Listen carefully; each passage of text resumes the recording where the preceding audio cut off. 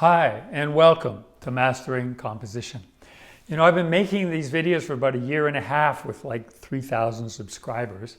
It's like this quiet little channel. And just in the last 2 weeks, it's blown up like to 18,000. So I must have hit some kind of algorithm or something. But anyway, welcome, and I'm glad you found it. And usually what I'm talking about in terms of composition is a lot of the thinking that goes on before you begin to paint. And that's what I want to talk about today. What's sort of like behind the scenes. And most of that is what's going on up here. It's a huge part of the success of a painting. Seeing in shapes, seeing in terms of design, seeing in terms of structure, the foundations of composition. And I said I was going to talk about abstraction this week, but I didn't get my ideas formulated quite right. I think I've got it now, and I'll do that next week. But abstraction is a very important topic because everything we're doing as painters is abstracted.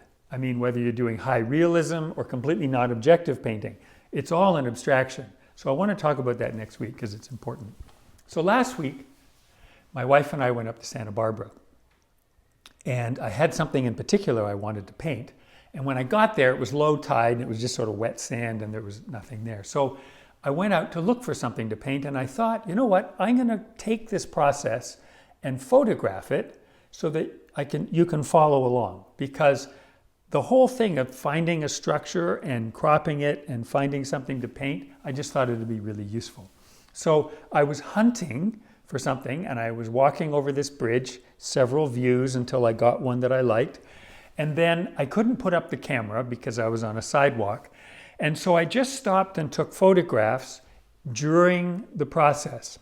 And in many respects, I think it's very useful because I wanted to talk about the idea of just painting shapes. The whole thing is just a series of shapes on a two-dimensional plane. And when you see me brush, it's sort of distracting because it's like you're seeing the brushwork and you're wondering about that. Here you're just seeing like, oh yeah, flat shape, flat shape, flat shape. So I think you'll find it really useful and just to kind of see that process. And I'll see you at the end. Bye for now.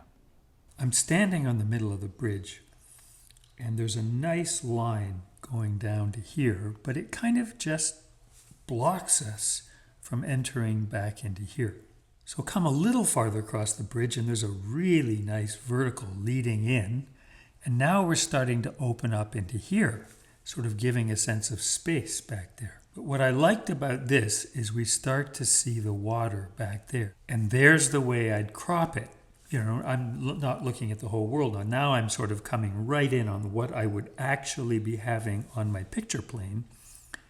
And I've got this great curve here, nice vertical here, and I'll bring that shadow right down. Comes right out of the top here, and it's bringing us back to here, horizon like that. That's the structure and what I'm thinking of. This is about a 4 by 5 inch sketch that I did when I got home. I'm just doing this for sort of teaching purposes, but you'll see that I'm just thinking of these as shapes, right? You'll see as I paint them, that's just a shape. That's just a shape. It's just a shape. You'll just see that I've just sort of simplified it into a few shapes. I'm not thinking about details. There's the panel. It's got sort of an ochre and raw umber tone to it, very light. So you're just seeing I'm painting shapes. There's a shape, the lit side, the dark side, the lit side, the dark side.